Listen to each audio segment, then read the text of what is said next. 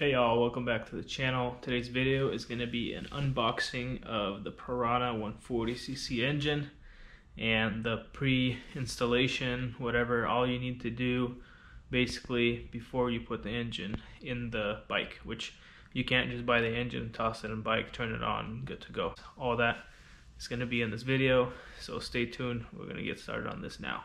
Bye.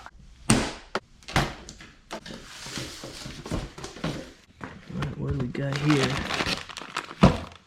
We got all the wiring for it, clutch cable, which I don't think I ordered, but I didn't think it was supposed to come with clutch cable as far as I knew. So, and the kill switch and all that, that's pretty cool. A couple parts in here that I was not expecting, so that's pretty sweet.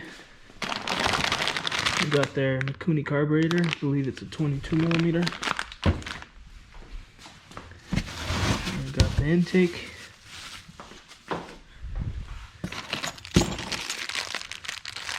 just hardware and stuff,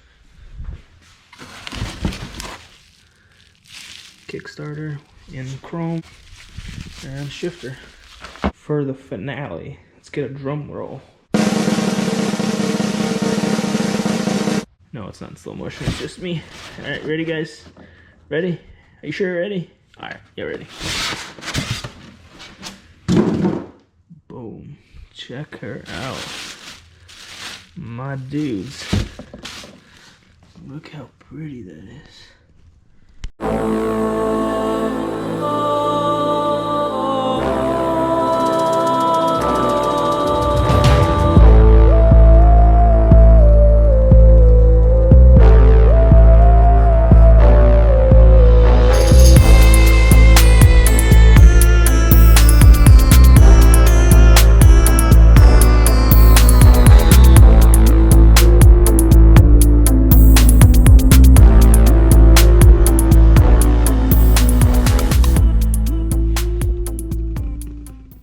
Interesting part is they gave me a throttle or a clutch cable. No, it's a throttle cable, and they gave me a clutch cable, which I mean I had both of them. The throttle from the bike that already has it, and then I had an extra clutch cable. That's pretty cool. And this, I thought I said it wasn't giving me one, but they did.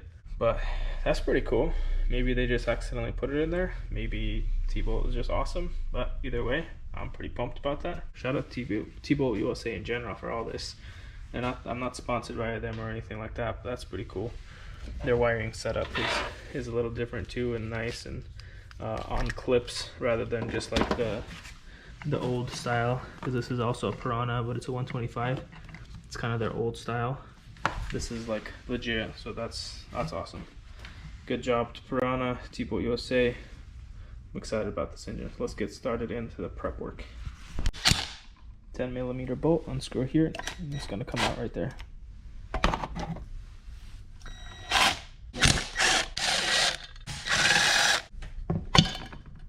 Careful not to rip this gasket. Now we're gonna set the engine top dead center. So just put the marking right there. With the T, the line needs to match right there with that little notch, so it's right on. And this needs to be on this side. There's a little notch here, right there. It needs to match, so we need to keep spinning because we're not at top dead center.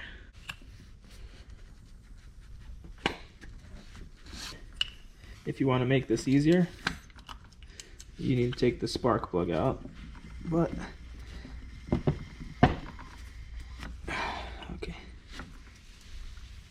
so right there,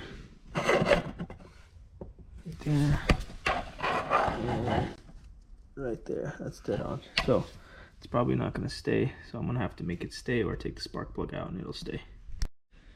Now that the engine's at top dead center, now we want to check the valve clearances.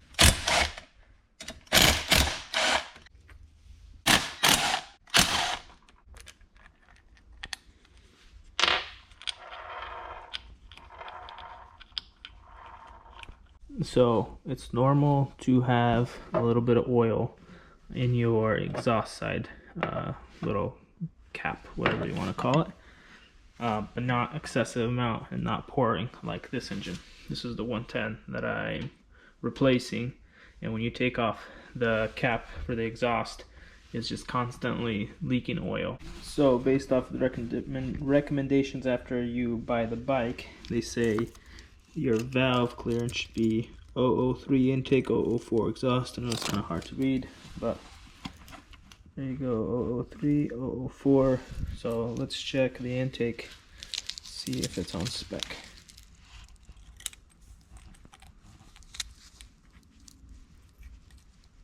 So this is why you check it before. So I'm gonna do the valve job, which I have a video on how to do a valve job. I'll just make this kind of quick.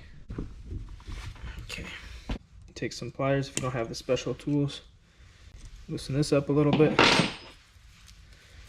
Stick your 003.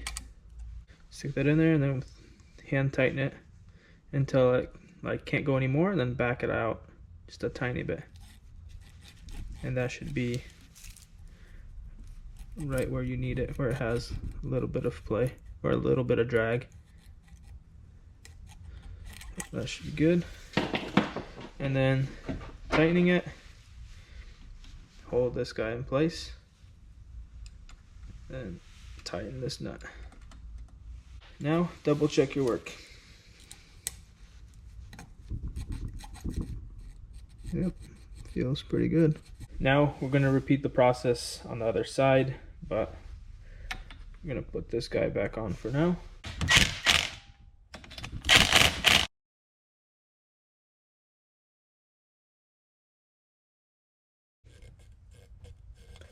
Oh yeah.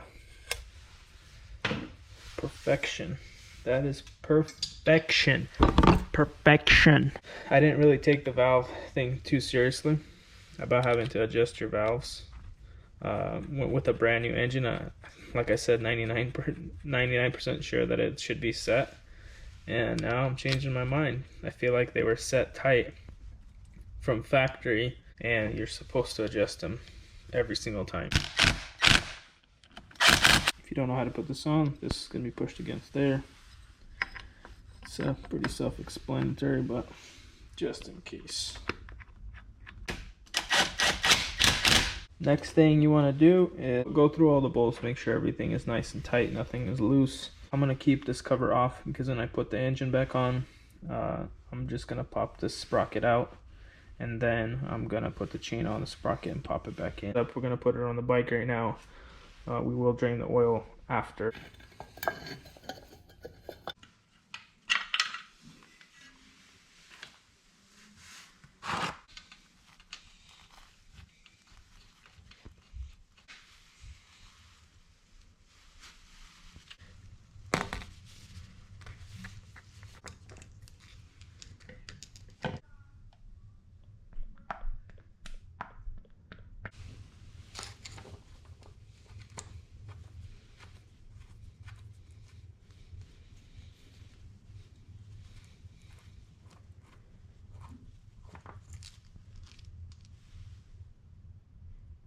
Alright y'all, so that's gonna end this video off. That is how you do the pre-installation process, everything that you have to do to take care of the motor before you start it. And I know the oil is kind of weird. You just drained out some perfectly good looking oil, but I believe the oil that is installed there from factory is not really made to be ran, but it's probably just not the quality oil that you need for the engine. Don't forget to oil the filter. Stick around for the next couple videos and you guys will see a pretty good transformation on this bike. And even look back into some of my older videos where I took the CRF50 and did basically like a restore on it after it sat for a long time. So yeah, check it out. Hope that helped you guys. Hope you're enjoying the content. If it's helped you, hit the like button, subscribe, and support the channel. Thanks for sticking around to this part, and we'll see you in the next video.